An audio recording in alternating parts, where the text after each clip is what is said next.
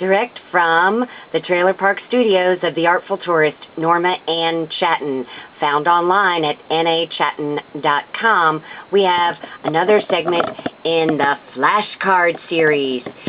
This segment is titled Working with Print Papers to Make Flashcards. It's also got a subtitle of, Wow, I didn't use any ink pads in this or rubber stamping. It's a really, really fast and fun technique. The two cards that we'll be featuring today are these two. They were made from one sheet of double-sided paper. So it's really easy and really fun. This is a nice card to send for any occasion. It's elegant, it's simple, it's sweet. We're going to look at two different easy, fast folds and some embellishing techniques, and also some interior techniques as you're willing. So let's get started. I ran across some great paper from Rouge Lagrange. This paper is actually made by Sandy Lion. I found it at Big Lots, 20 sheets for $4, plus I got a discount off. But it's two-sided, and you can see it's got a nice border around it. But then in the center, it's fairly simple, but just looks like it's been color washed on one side. The other side has a very subtle paisley, sort of an old wallpaper type of pattern. So this is where we started with this sheet of double-sided paper. You want to take the paper and cut two pieces, and the pieces need to be 5.5 by 8.5. So you'll put your paper into your cutter, and the cutter goes like this, and you say, okay, 5.5. And run your blade down the paper. Keep all these scraps because they're going to be worth something soon. And measure it again at 8.5 and cut. So now what you have are these two sheets of paper that are going to help make you a card. I've already pre-cut them here. This is my 8.5 by 5.5 paper. Next step you want to take for the basic card is to score right at the 4 1/4 mark. And I use as my scoring tool an embossing tool because I have it around, and to me it makes a cleaner embossing tool. You can also use a bone folder. These cutters come with scoring blades, but we're doing flashcards here, so I don't like to take the time to change the blade, and this just seems much easier to me. So you score, fold, and your card is ready. We're going to use this card on this side so I can show you even yet another variation of the quick card.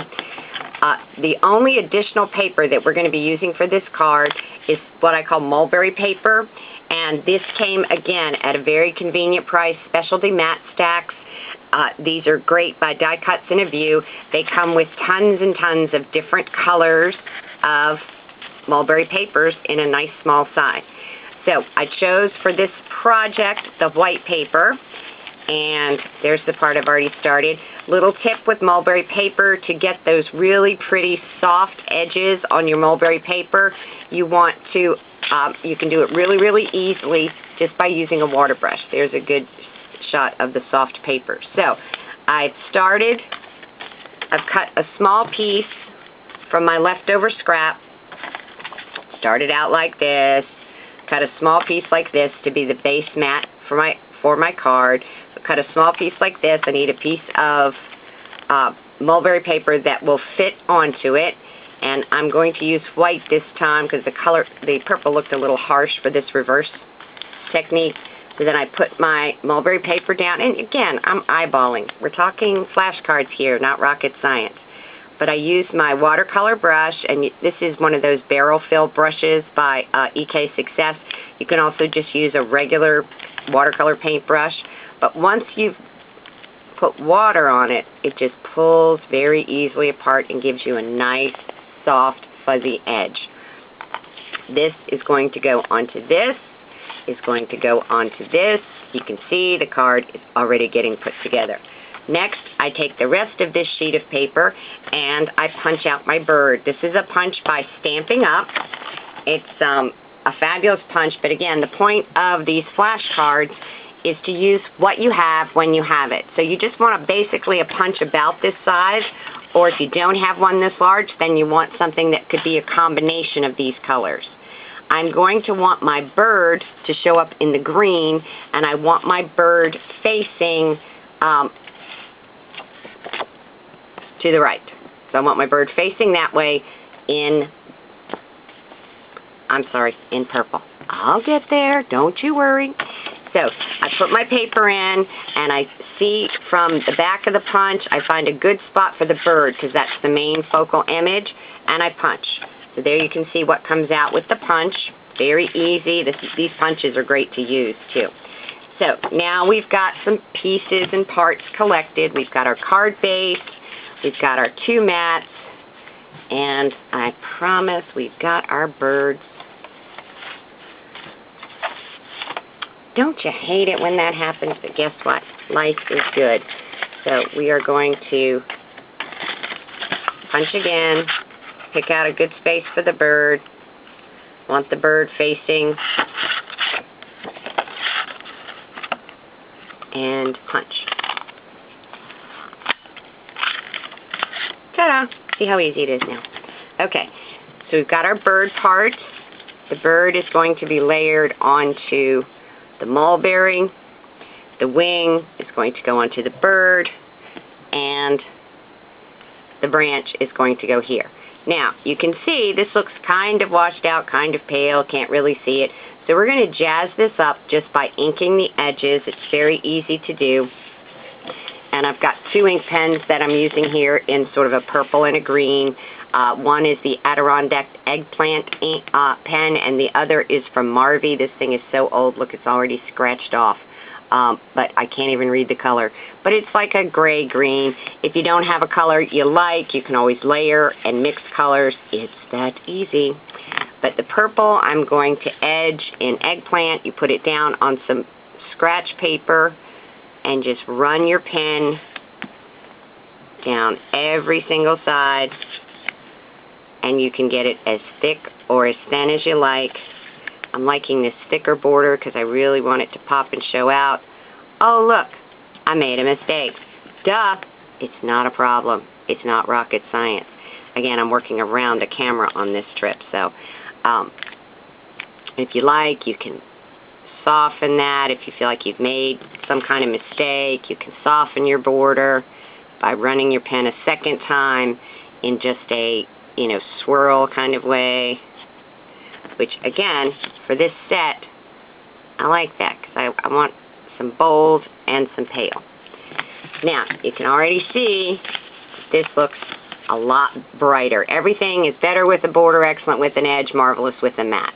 So then you've got your piece of white mulberry on there, and your white mulberry can also just kind of ink the edges, see how it feels.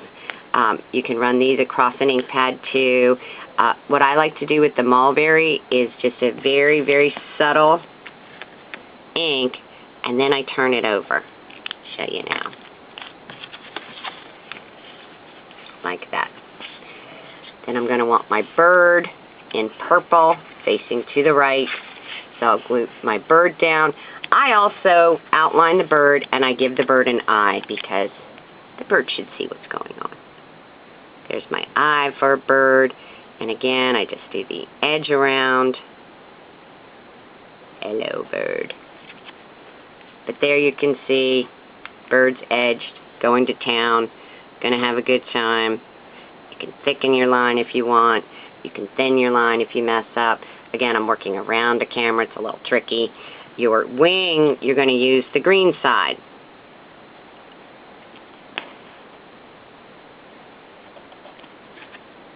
Much faster on the wing. There you go. Your wing is going to be glued on a little bit three-dimensional, and the way you do that is you fold the very tip back and forth a little bit, and then you bend the wing. So hopefully you can see that, and you'll just glue right on the edge of that area where you folded. I use Tombow adhesive. I love it. It's a dry adhesive. Dries immediately, of course, and it's a very firm stick. So there's my bird. My bird is now going onto this layer. Glue it all down. And, oh, my branch. Now the branch I really thought was too pale. But I wasn't going to waste a piece of paper, and I'm trying to do this mostly from one sheet of paper. So what I did on the branch was just take the olive green, whatever color I want to call this, branch, and colored the whole branch to make it sit like that. So you glue all those pieces down, and you'll have something like this, but in the reverse color combination. So you've got your base, we've cut, scored, you've got a background mat, edged, you've got a mulberry mat, you can edge or not edge, you can put your branch down, then your bird, then your wing. I use a little bit of a pop dot on my bird, which I get from these glue dots. They're a very, very subtle pop and layer, and you can even, you know, if you want it to pop more, you can roll them together. If you don't, you can pull it and stretch it a little bit. So that is card number one. Card number two is basically the exact same technique, except we did the fold differently. When you go to score this card, you'll still score right here, and then this is, you already remember, this is 4 1/4, so you'll score again at 2 1/8. Then you just get a very different look. This makes it look almost like the entire card is the tan side of the paper, but you know the colors blend because they came together. So then I did the same matting process, same branch, everything, and used another excess strip of the paper, which remember came off the end, and trimmed that and put it right here as the border. Very simple, very easy, couple different folds. Cards look different, but they're easy to put together and easy to do. I have another set that I want to show you. Same techniques, just different papers. This is a much brighter paper. Again, it was in the pack by Rouge Lagrange, made by Sandy Lion, and this is what both sheets of paper look like. One side's a really bright blue. I could tell you the name. This one's called Urban Art, and this side is also Urban Art because that's the name of the two-sided paper.